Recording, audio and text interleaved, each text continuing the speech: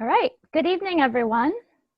I call the regular board meeting to order. All board members are present except for Dr. Venader.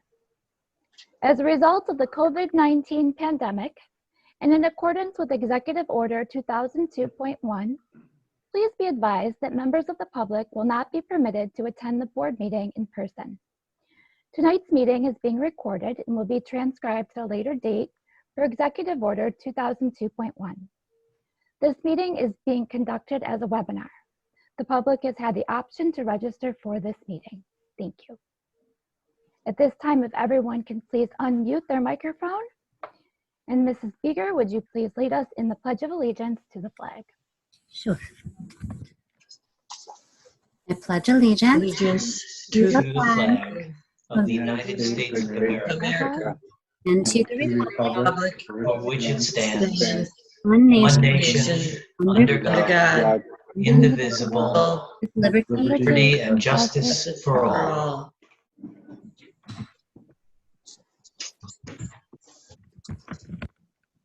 Thank you. If everyone would please mute their microphone again.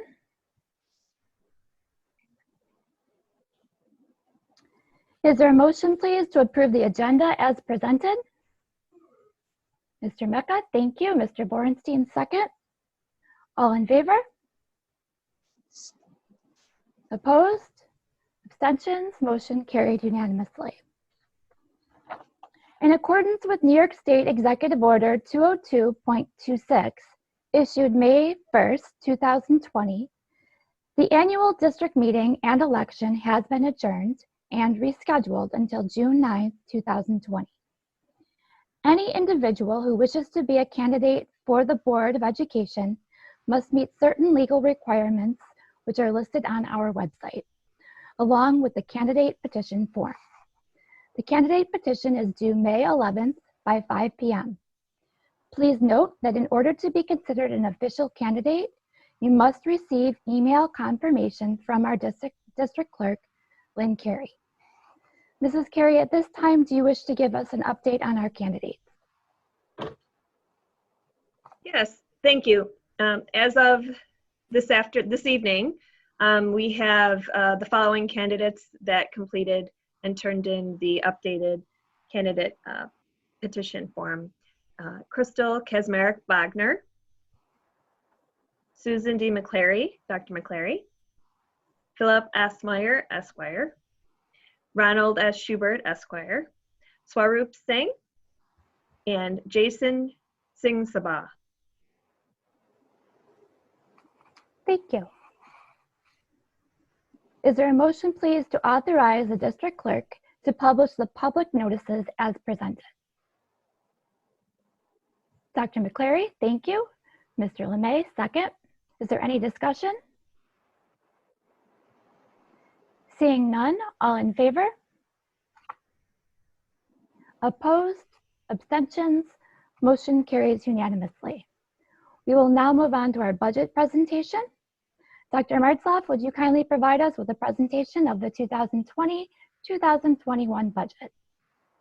Thank you, Mrs. Leatherbarrow. Let me start off this evening with a heartfelt thank you to so many people that have been involved in this budget process, from our Board of Education to district office administrators, principals and other administrators, teachers, staff members, parents and students who all have had input. This has been a very challenging, unique budget process that has taken place during a period of time that really hasn't been seen before in public education, given the fact that our school is closed and we're not able to physically meet together for health reasons. But I certainly appreciate everyone's input, everyone sharing their thoughts, to come up with a budget proposal we think provides the most stability for our school district going into next year. Next year is going to be extremely challenging in terms of budget challenges that will be put before us.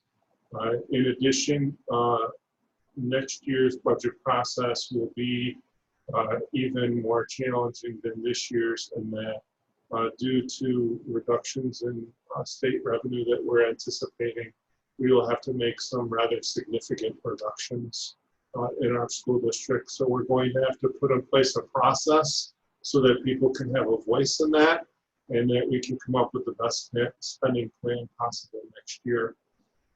That being said, I'd like to turn it over to Mr. Matursky, who's going to go through our budget presentation with you once again, and we're happy to answer any questions along the way.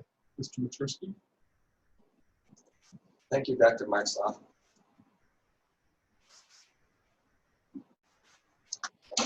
At this time, I'd like to just go through our presentation and really begin with what we had really started from the very beginning, which is our intent to create our planning priorities for this budget cycle, the 2021 budget. And that process started with preserving our academic and extracurricular programming for students, and then building and managing a fiscally responsible budget that we would be able to present to our taxpayers and that they would support. So as Dr. Martzloff just mentioned, this was a very difficult process this year, but we did come up and had to prioritize expense reductions as well as maximize our potential savings, as you will see in this presentation. This timeline here has been the one that we have shown throughout the process. It has been revised so that today we're actually doing our special board meeting and adopting the proposed budget for 2021. The hearing will be held on May 26th, and the budget vote across New York State is set for June 9th, and that is done by absentee ballot, not by in-person voting. So as we began the process, again, we want to focus on our students, and it's most important for us to always maintain the current level of instruction and those extracurricular activities that are so valuable to our students. We wanted to maintain the focus on physical and mental health and emotional well-being for students at all levels, and to continue with many of the AP course selections that are supported by our universities and college partnerships. It also supports the third year plan that is the final year of a third year plan, providing administrative support to our elementary and our high schools. We're going to continue to provide professional development to our staff, as well as this budget will keep our levy under the tax cap as it has since the tax cap has been in existence. So on the expense side, we start with these items that allow us to keep all those programs that we currently have in place. And this is really just the highlight of the major items that make that up. And you can see that 3 of the 4 items are all related to staffing and the benefits that go along with it. So essentially, the salary increase is $4,712,253, and benefit increases for Social Security and health insurance just a little under $500,000. Our BOCES services are up $400,000, and I'd like to just point out a lot of those services actually go to support our students. So the total required expense increase is $5,607,253. Those other items that we mentioned, the administrative support amounts to $154,000, and again, this is the last year for that program, and we wanted to increase our equipment funds by $100,000 as we planned this budget, so that created a $254,000 increase. We were not able to do everything that we wanted, as you can imagine. And so these decreases that we put in place were a factor of what our revenue side would be, which you will see shortly. So we had transportation savings of $500,000. That equipment increase that we were looking to try and obtain this year, we had to remove, and that is the $100,000 reduction. Then we had about $800,000 that was from savings from the retirement systems of New York State, as well as our own teacher retirements that are going to take effect next year. And then through a comprehensive budget review, there was $446,361 of savings, a significant amount of that was from supplies that we had in our budget that we had to reduce. So that resulted in $1,846,361 of decreases. And you can see here, the beginning budget was $195, $184, $838. That's our current 2019-20 budget. The net amount then is a $4,014,892 budget increase. That's 2.06%, and that results in a preliminary budget of $199,199,730. Dr. Marksoff alluded to the difficulties that we have had, and there is certainly information that's going to be shown up in the next segment, which is the revenues, which is going to show exactly what we're facing. But there is more to come, and that's really what this particular information on this slide is about. We are going to encounter some other revenue deficits in the next school year. So when we look at the current budget, which is our 2021 plan budget, you'll see that we already are seeing a portion of those decreases in that our state aid is decreasing $510,118 from the current 2019-20 budget amount. It's important for me to say that this does not actually include any reductions that are really applicable to what was on that prior slide from the governor, who says that they'll be reducing aid in the future and in the next school year. This is what we received from the state in their budget. And the one thing I'll just comment on is the building aid went down significantly of $841,343. The reason for that decrease is that we were fully aided on projects that were over 15 years of age. And so those aid dollars are no longer coming to the district. They were paid at a higher percentage than the current projects that are replacing them. So even though we have a current number of projects in that we're getting aid on, the reduction is applicable to the change in New York State aid coming to our school district. Our tax levy, as the board has seen in the past, we have a maximum New York State tax cap increase of 2.76%. Our levy increase this year will be $3,489,092, which is 2.75%, and that is under the tax cap. So looking at the revenue side of the budget, you'll see that we have the levy of that $3,489,092, the state aid decrease of $510,118. Other revenue is added there to $535,918. And then we have fund balance and reserves being increased by $500,000 to balance our revenue side and have an equal increase of $4,014,892, an equal increase that is to our expense increase. So our balanced budget then is $199,730. Just reviewing that, the estimated increase for the budget is $4,014,892, or 2.06%. The tax levy increase is 2.75%, which is under the tax cap, which was at 2.76%. And our tax rate increases is projected at 2.75%. And that's based on current 2019 equalization rates and the same assessment. When we look to see what the impact would be for our residents and our homeowners, if you have a home value at $150,000, the tax increase under the Basic Start program would be $58.99. Enhanced would be $41.98. And again, these are based on last year's equalization rates and assessed values.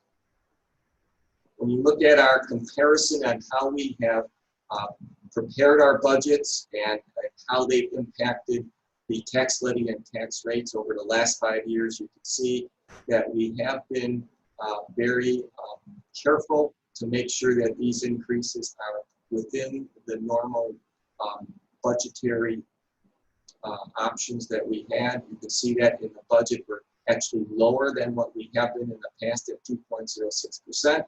The levy increase 2.75%. All of those levy increases are actually under the tax cap. And the tax rate increase of 2.75, again, that's a preliminary number based upon the current assessments and equalization rates. If the assessments go up, that number will go down. So our next steps on the actual district budget for 2021 is that the annual budget hearing is scheduled for May 26th, and the budget vote again is on June 9th, and that is again all absentee ballot. In addition to our budget, we have a second proposition, which is for the 2020 Security Improvement Project. And we wanted to start here by explaining how it's being funded. So the debt funding is $29,894,273. Capital reserve funding is $13 million, and budgetary appropriations of $350,000. So the total project is $43,244,273. Most important thing that we can share is that there's no local tax increase. So how does that happen? It happens because the bond funding, the debt amount, what is necessary to support that $29.8 million is already in our budget. And the reason it's there is because our other projects that we've had debt has been paid off. So we're able to use that same budget funds for the payment of this future project. It's important to also say that if we are not able to receive the project aid from this building aid from New York State, it would actually result in future state aid decreases for the school district. And that would not be something we would want to envision happening. The capital reserve funding is items that we've been able to put into a type of a savings account. And those funds, for those in the community who may not be familiar with the capital reserve, they are only used for a capital project. And they must be voted on by the community for those use. It's not dollars that can be accessed to support our general fund budget. And the budgetary appropriations is something that, again, is part of our debt funding model that we use in our general fund budget. So what does the project include? The concentration, as you can imagine, is on security, secured entrances and new vestibules. And even though the key for this project is security, that also helps in control. And even in this current COVID-19 situation, it would help on controlling access to the building, just as well as securing the building in all instances. It includes emergency lockdown systems, which are similar to a fire alarm, shatterproof protection on particular windows and doors that have been really identified by the security experts we've had who've worked with the district on this project. Security barriers in certain locations, updated locks for classrooms in certain locations, additional lighting, additional external security cameras where necessary, signage for our buildings, and we're improving bus loops at a few of our schools, and renovating our parking lot and our student drop-off area. This is specifically for the Heim Elementary and Heim Middle Complex. And just as important, we're replacing roofs at North High School, Country Parkway Elementary, Forest Elementary, and Maple East. And one of the things that's important about this project is also that the governor has stated that he may be reducing or trying to reduce the building aid that the district receives. We've already seen what that impact has in the past on us on this current budget. If they reduce it further, that will further have a detrimental impact on our future state aid receipts for our district. So with that, I just want to share again what's on the ballot. There's three propositions. The first is the proposed budget. The second will be the capital project, and the third will be school board elections. And that vote is on June 9th, 2020, and of course, all done again by absentee ballot.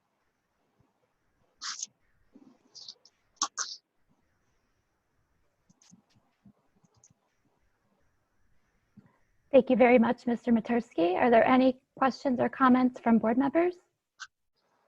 Dr. McClary, thank you. I would just like to commend all of central office, especially Dr. Marsloff and Mr. Matursky, for this presentation that we've seen and has been updated. I feel it's very clear and answers any questions that I might have had. So I just wanted to say thank you. Mrs. Van Cise?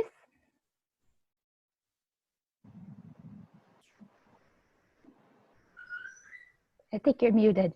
Okay, there you go. So thank you very much for the budget. I just wanted to go over just two questions that I have.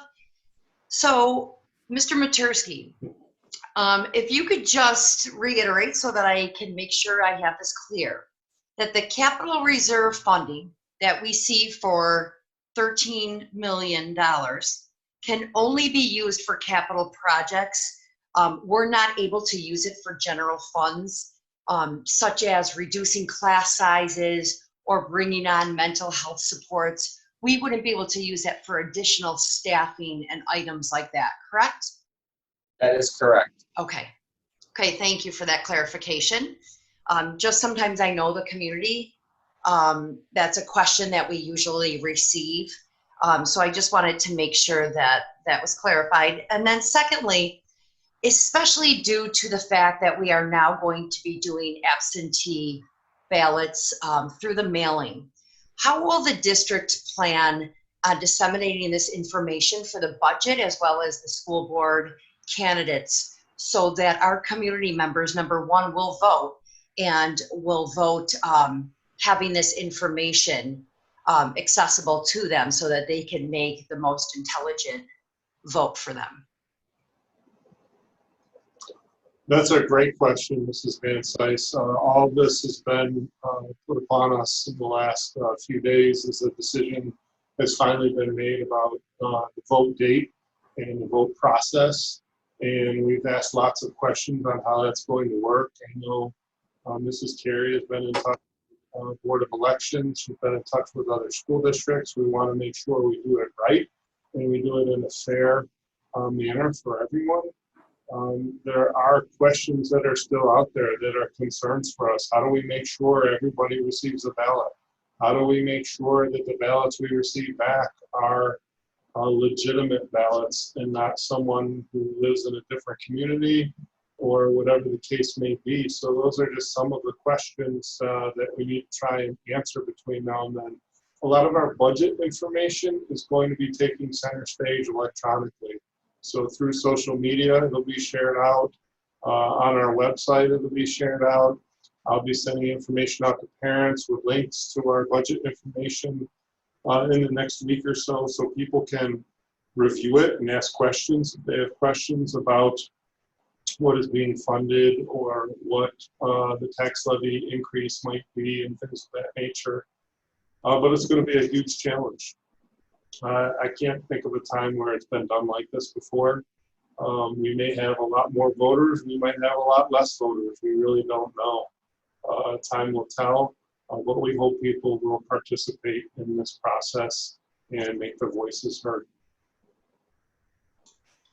Great, thank you for that answer. I know it's going to be an unusual case, and I guess publicity and knowledge is going to be the best way, but you know, time will tell, I guess. But so we do plan on sharing it, I'm sure, right through Twitter, Facebook, all of that social media, you know, potential posters around or mailings, all of that will still maybe take place as well.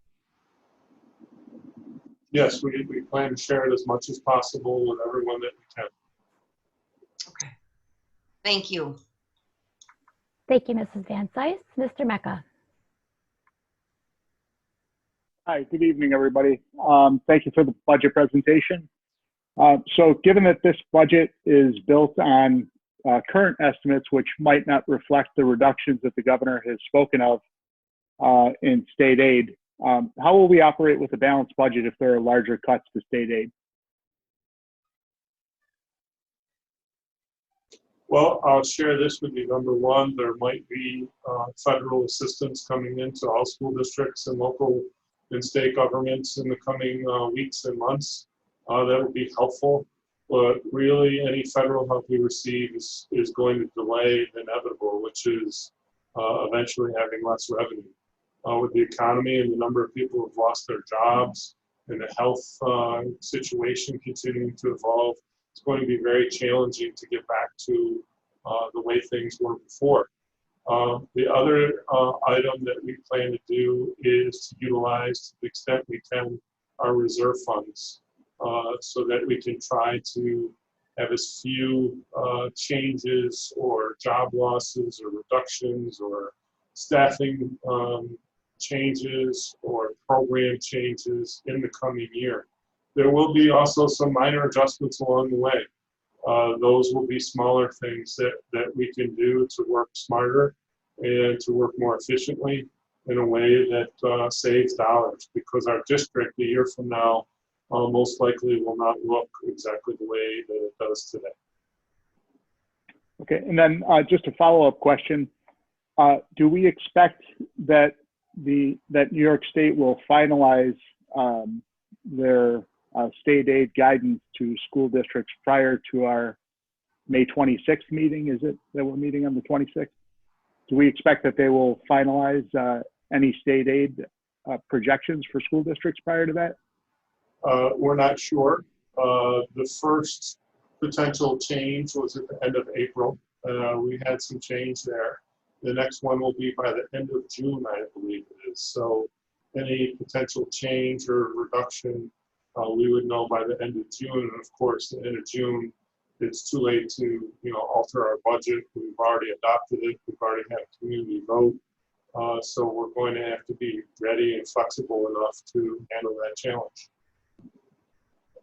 So just going back to the statement that Cuomo made a few weeks ago, which was his initial tranche would be a 20% reduction in state aid to school districts. If no federal assistance hits us, that will eat through almost all of our reserves in the first tranche. That's kind of concerning to me. I don't necessarily agree that it'll eat through all of our reserves, but it'll certainly be a challenge. It was approximately 20% that he forecasted, 20% reduction, and that Mr. Matursky confirmed for me last meeting that would be about $8 million or $9 million, something in that ballpark, which is roughly similar to our total amount of reserve funding that's available to spend on the budget. Well, that's our unallocated reserve. We have a number of other reserve funds that we could reallocate dollars from if we needed to. We would have to take board action to do that at a future board meeting, perhaps in June or July or August, to make those adjustments that would be necessary. But we believe we're in a firm enough financial position to be able to handle such a reduction in state aid, at least for this coming school year. Okay, thank you. I appreciate that. You're welcome. Any other questions or comments? Mr. Meyer?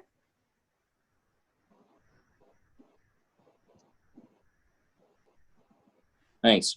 Mr. Matursky, I just want to clarify something. I may have misheard you. With respect to the school security improvement project, I thought I heard you say something to the effect of, if future state funding goes down, we may have trouble financing that moving forward. Is that correct or no? Did I hear? That's not correct. What I wanted to say, maybe I just did not say it clearly enough, is that the financing for that project is solid. There's no issue with the financing whatsoever.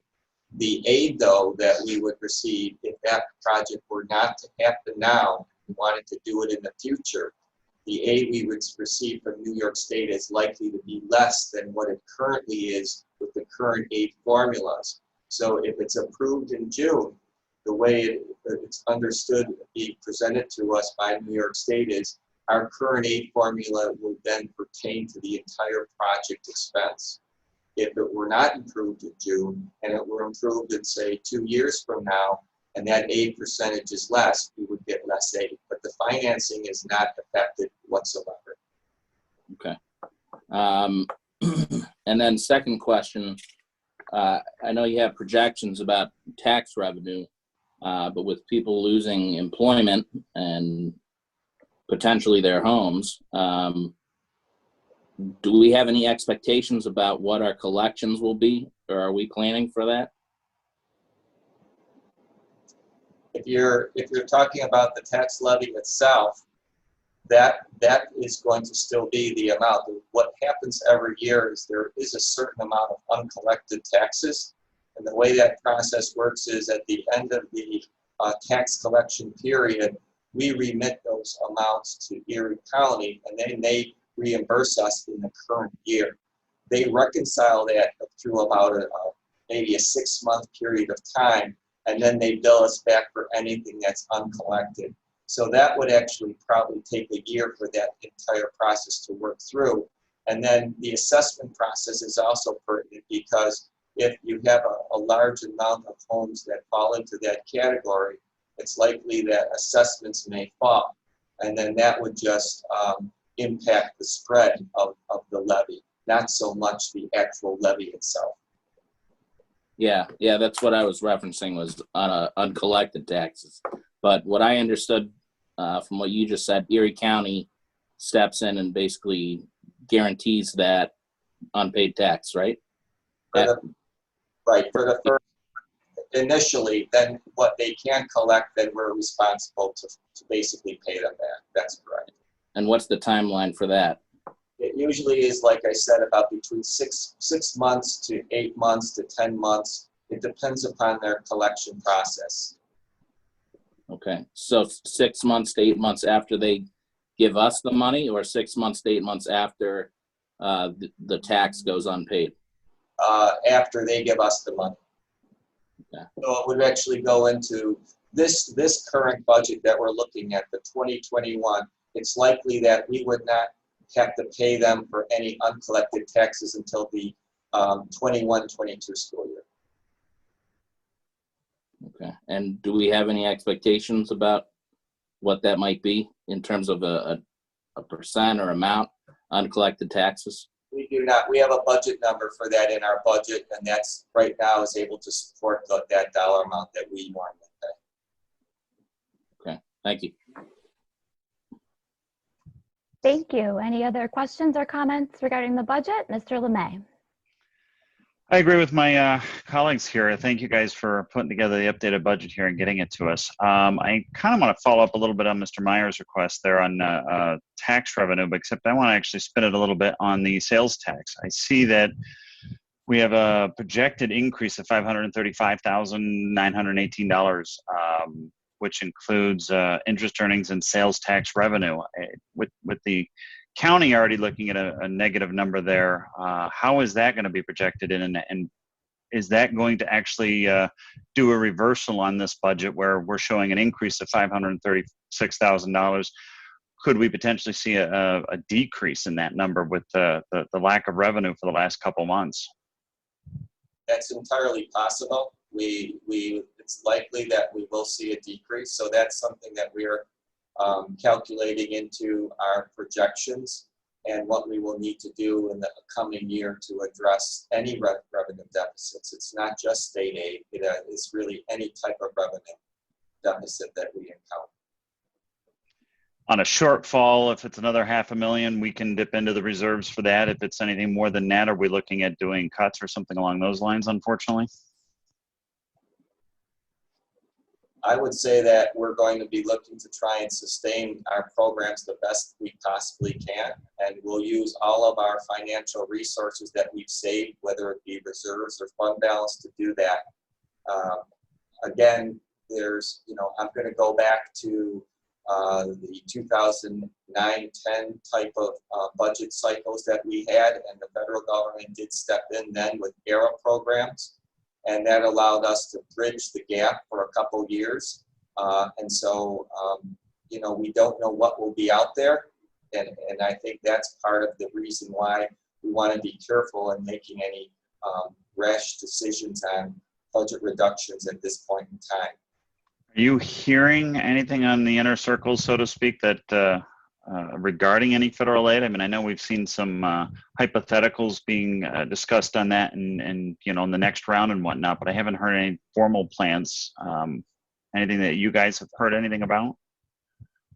Oh, only thing I've heard is the Democratic states that want the bailout, according to the president. And I think our governor hasn't taken too kindly to that vernacular, but that's sort of what's come up.